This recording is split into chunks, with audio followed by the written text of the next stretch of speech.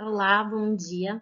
Eu vim aqui apresentar o trabalho para vocês, estudo de caso sobre reuso pluvial para fins não potáveis. Eu sou a professora Marília, sou docente e pesquisadora dos cursos de Engenharia Química e Arquitetura da Universidade de Ribeirão Preto, e esse trabalho faz parte da iniciação científica da minha aluna, a estudante do curso de Arquitetura da universidade, a Júlia. Bom, o nosso trabalho, ele se baseia na questão da sustentabilidade das construções. Então, nós fazemos parte de um grupo de pesquisa, né, vinculado ao curso de arquitetura, mas que tem uma conexão muito grande com a engenharia química relacionada ao desempenho do ambiente construído. E quando a gente pensa nas construções, cada vez mais precisamos focar na sustentabilidade. E pensando na sustentabilidade, o que nós pesquisamos é sobre o reuso de água dentro de uma residência.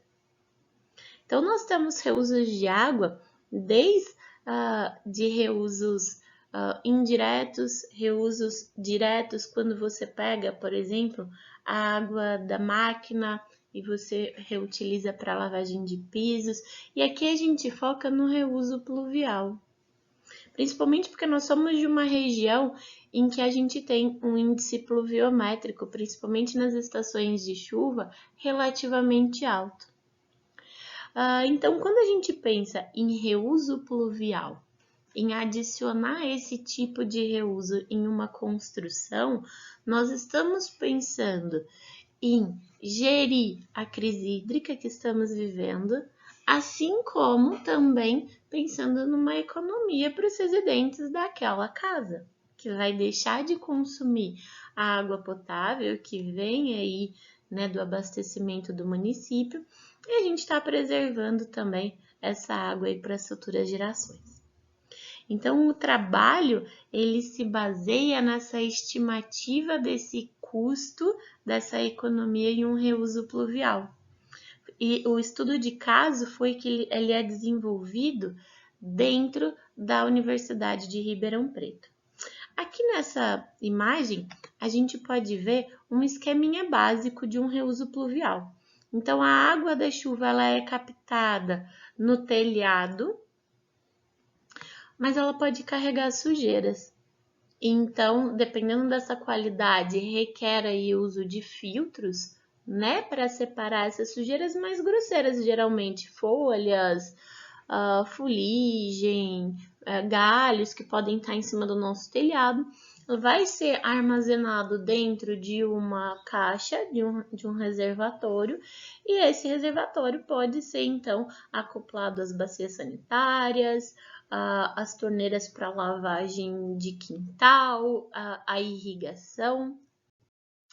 Bom, dessa forma, o objetivo do nosso trabalho é estimar qual seria a economia dentro do bloco de arquitetura e urbanismo da instituição da Universidade de Ribeirão Preto se fosse reutilizado essa água pluvial nas bacias sanitárias. Dessa forma, o início do trabalho, né, foi uma parte de revisão bibliográfica, pensando em artigos, em manuais voltado a esse reuso pluvial e principalmente as normas. Aqui a gente vai focar bastante também em relação à qualidade dessa água. Para a identificação da área, foi utilizado o Google Earth, em que foi quantificado qual era o telhado, né, a área disponível para a captação do bloco do curso de Arquitetura e Urbanismo. O índice pluviométrico ele foi medido em loco na própria instituição com o uso de uma instalação pluviométrica, em que ela fica monitorando a cada hora qual é o índice pluviométrico. Então, são dados reais também trabalhados pela aluna. Após a verificação dos pontos de captação no telhado desse bloco, foi quantificado qual seria o possível volume captado. Então, foi multiplicado através do produto, né, entre o índice pluviométrico e a área de cobertura. Então, o produto do índice pluviométrico pela essa área de cobertura do bloco gerou aí qual o volume possível de captação. Como resultado, o volume pluviométrico aí médio anual foi de 376 milímetros a cada metro quadrado, e essa é a área do bloco. E dessa forma foi captado aí 90,94 metros cúbicos. Para quantificar uma média de consumo mensal dentro desse bloco da arquitetura, foi utilizado a quantidade, em que P aqui é a quantidade de usuários de alunos e funcionários e professores, né? Vezes o U aqui representa uma estimativa média de quantas vezes uma pessoa utiliza o sanitário por dia, então que ela vai fazer uso da bacia, e essa seria a quantidade de litros. Então, isso dá um consumo por dia de 31,83 metros cúbicos de água por dia, e por mês isso é 954,72 metros cúbicos de água. Então, pensando numa economia, né, volume versus um consumo,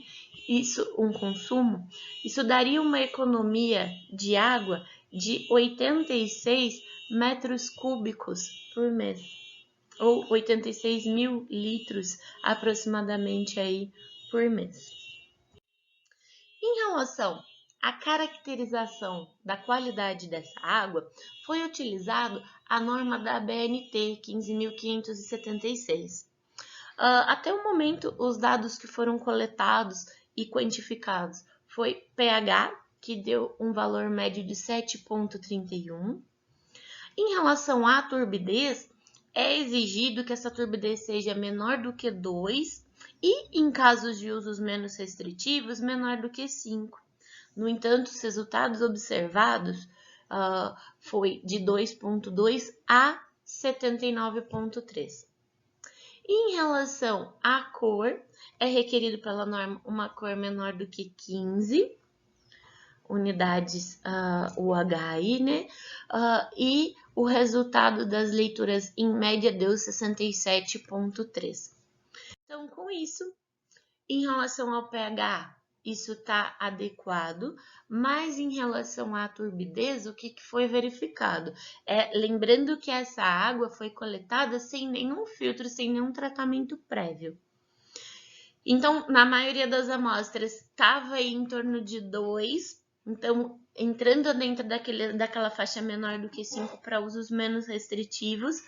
No entanto, existem algumas amostras coletadas que têm um valor de turbidez mais alta, que é proveniente de sujeira do telhado. Então, agora a análise vai ser quanto tempo a gente precisa descartar as primeiras amostras coletadas para depois aplicar o reuso.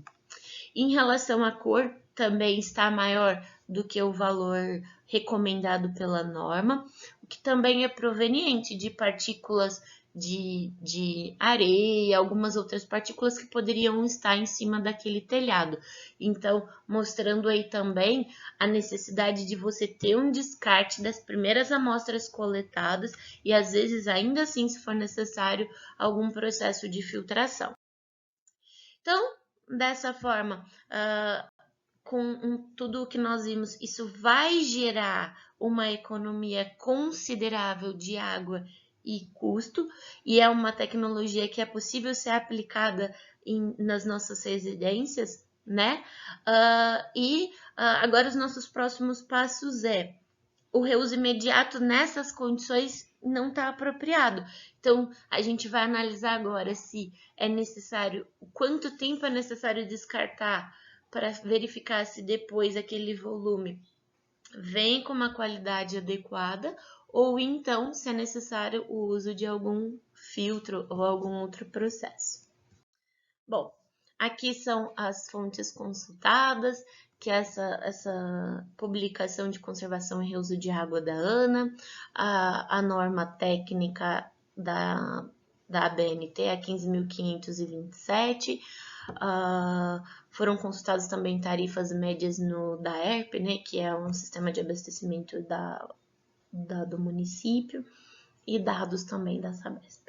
Muito obrigada pela atenção. Eu e a Júlia ficamos aí disponíveis para eventuais dúvidas. Os nossos e-mails, os nossos contatos estão nos anais do Congresso. Um bom Congresso a todos, bom dia para vocês.